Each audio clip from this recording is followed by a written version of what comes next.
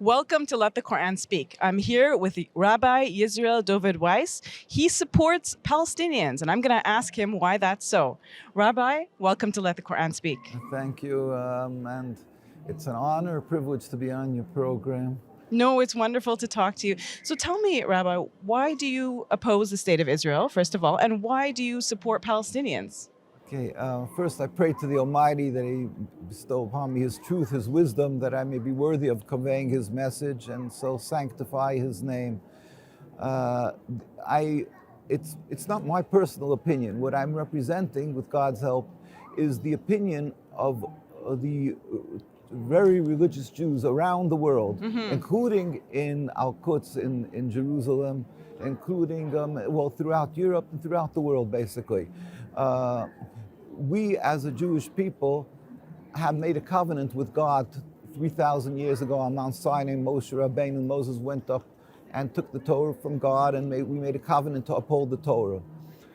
That is what Judaism is all about, to uphold this covenant, to be close to the Almighty, to be subservient to the Almighty. This movement, the concept of creating a state sovereignty, and what they want to call a Jewish sovereignty, that concept, is a movement that started around 150 years ago. It is a transformation from subservience to God into nationalism. Have a piece of land, to be a nation amongst nations, to be comparable to all the great countries.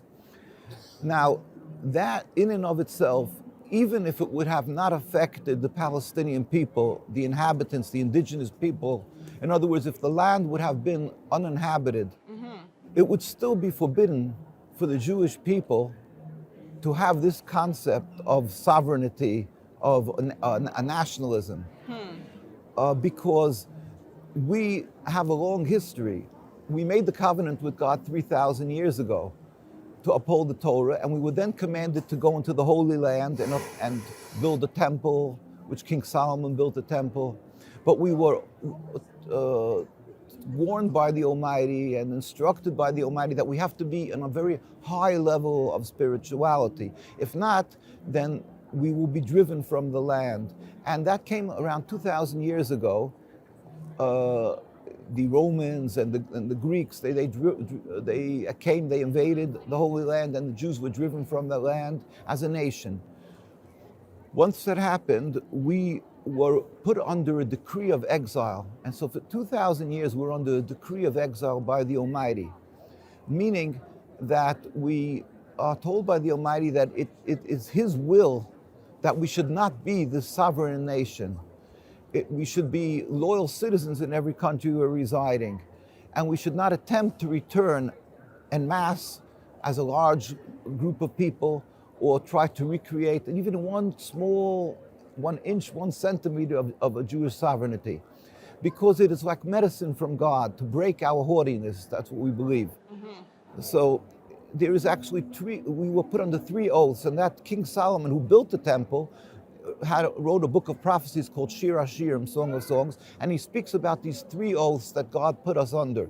One is that we should not return en masse to the Holy Land once we were dispersed amongst the nations. Secondly, we are not to rebel against any nation. We have to be loyal citizens in every country we reside. A Canadian citizen has to pray for the well-being of the country, even if you're not happy, or let's say throughout our history, Jews were many times forbidden to buy land, and they were taxed to a much higher degree. Still in all, we have to be loyal citizens and not rebel against that country. Thirdly, we are not to make any attempt to end exile. Why? Because it's because of our sins we are spread out. God is compassionate. And the Almighty, when the time will come, which every Jew yearns for, that the time will eventually come, with the Almighty will make a metaphysical change in the world, and all humanity will recognize one God.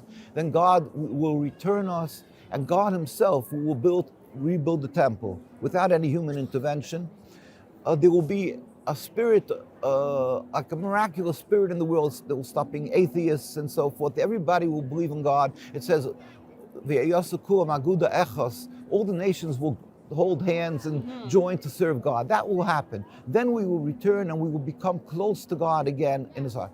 That is How does that come about? Like, how would you know that we're in that state? We will know that because, like I said, there will be a spirit of holiness, of godliness. There will be a spirit of people returning. The Messiah. See, obviously the Jewish and Muslim people have a distinctly different concept of what the Messiah is, Mashiach.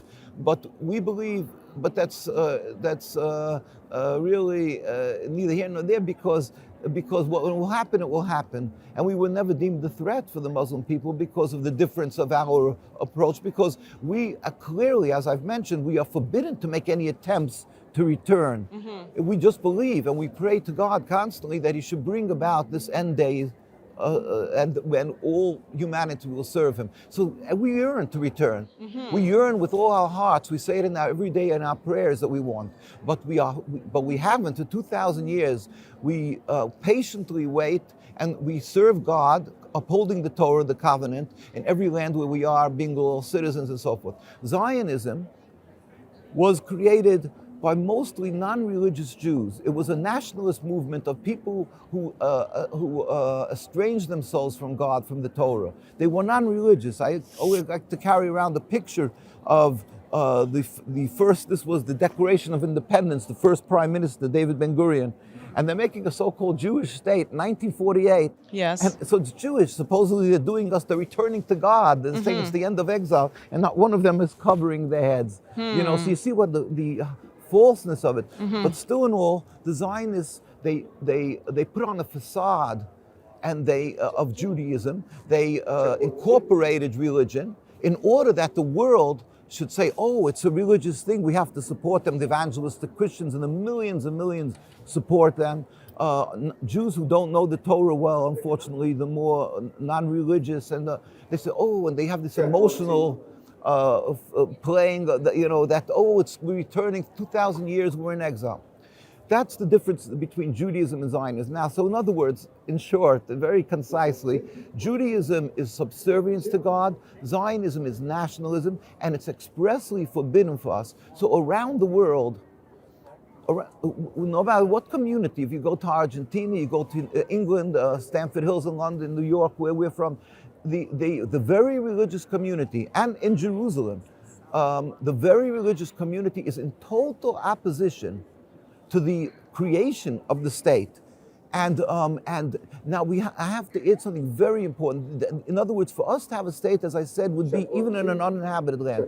But being that they created this state in a land that they needed for their purpose, Palestine, but Palestine was an inhabited land. The majority were Muslims. The second group of people that lived there in numbers were the Christians, and the third were the Jews. Because as individuals, we were allowed to, by God, were permitted to live there, but not as a nation.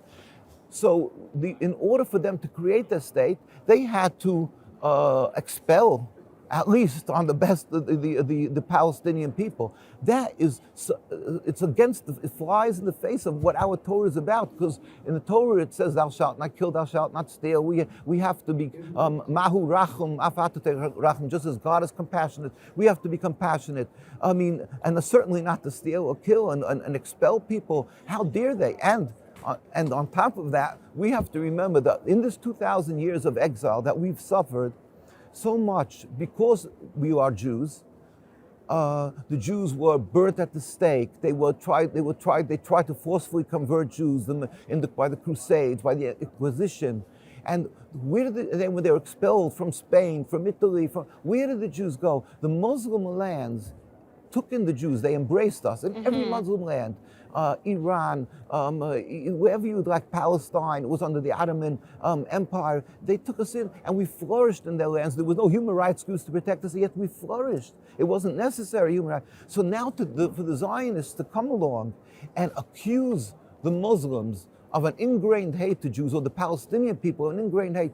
How dare they, how repugnant, how, where we have to show, the Torah requires us to show gratitude for people, and to go and turn that on its head and say, these people wronged us.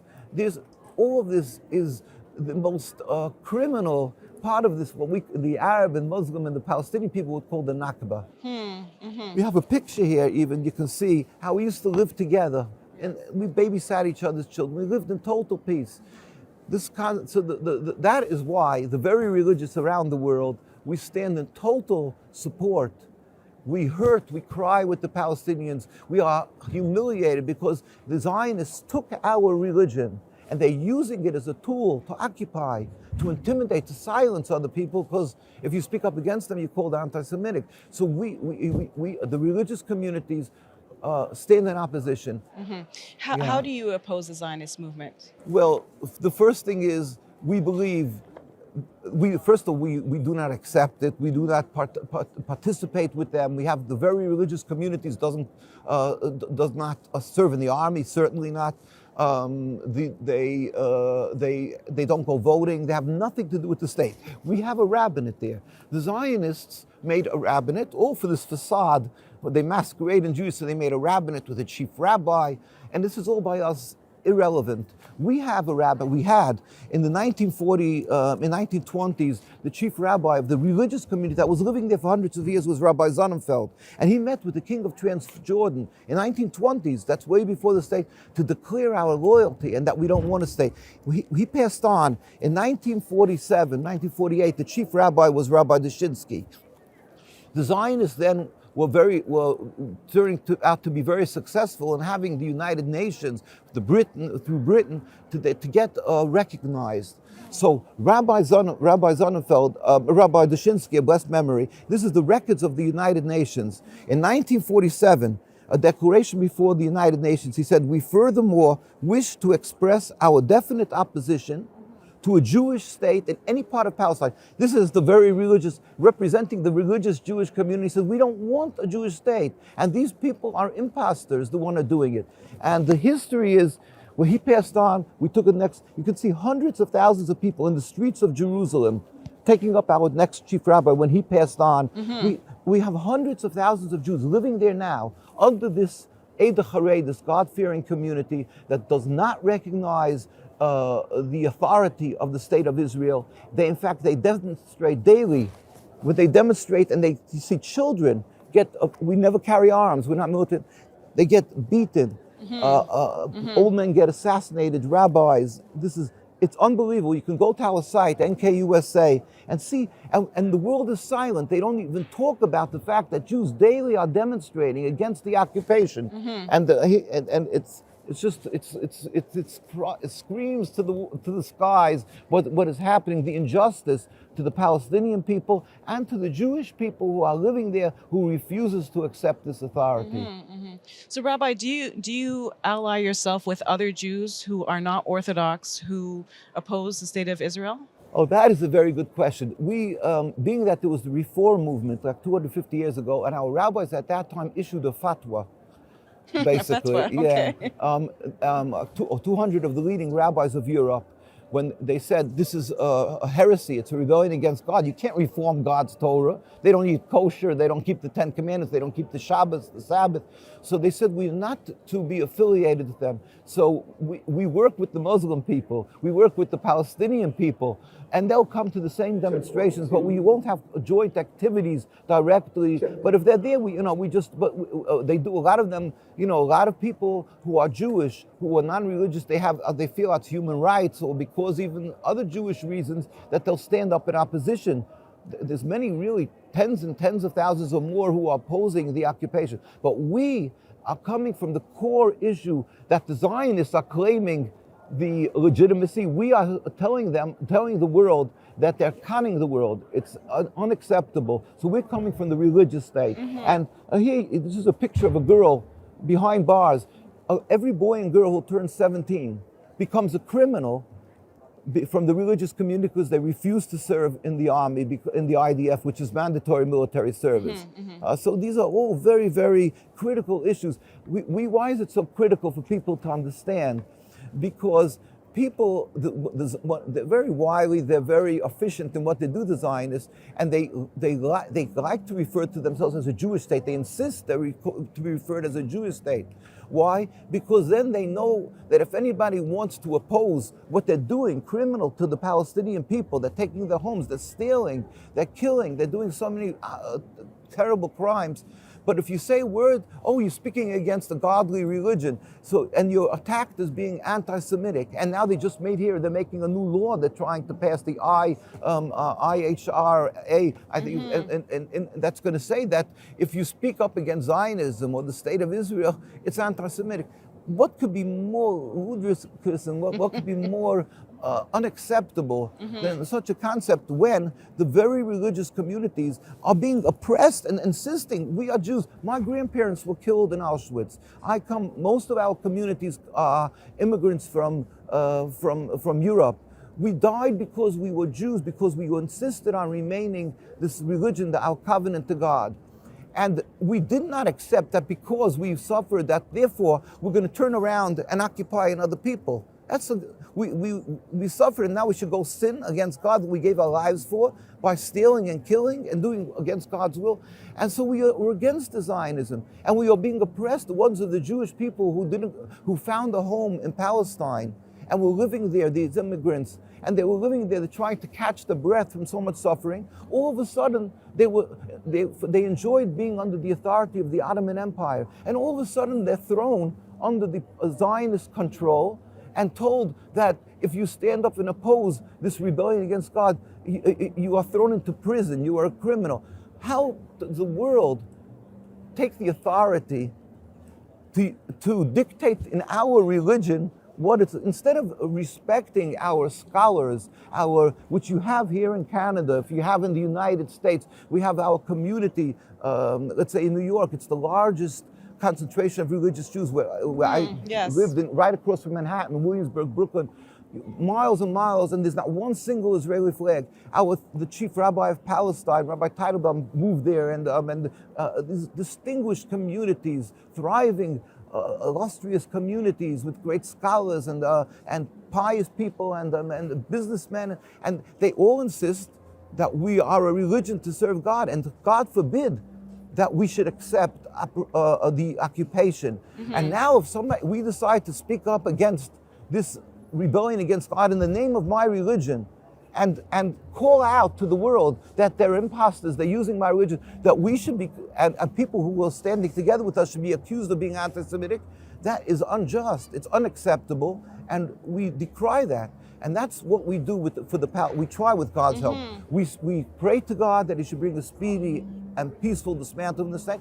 At the same time, we go to the United Nations, we go with Palestinian people to cry their hurt, to go to their demonstrations, to try to educate. We go to universities, to colleges, to conferences, and to tell to the politicians, to have them change their approach and not to support the oppression of the Palestinian people. Rabbi, thank you for sharing with us today. We really appreciate it. I learned so much, and I'm honored that you came and joined us today. I'd love to do it again whenever we can expand on all the different issues and our history of how we live together in harmony and in such a beautiful to serve God, and distinctly, we have different religions, but it was never an impediment. You're right, yeah. And there's so much to talk about, so much there of is, the yes. facts. So one day we'll continue with God's help. Inshallah. You say inshallah too, right? We say in Mirz Hashem or Be'ez Hashem, with God's help. But I say inshallah. Yes, yes. All right. Thank you so much for joining us. I appreciate it.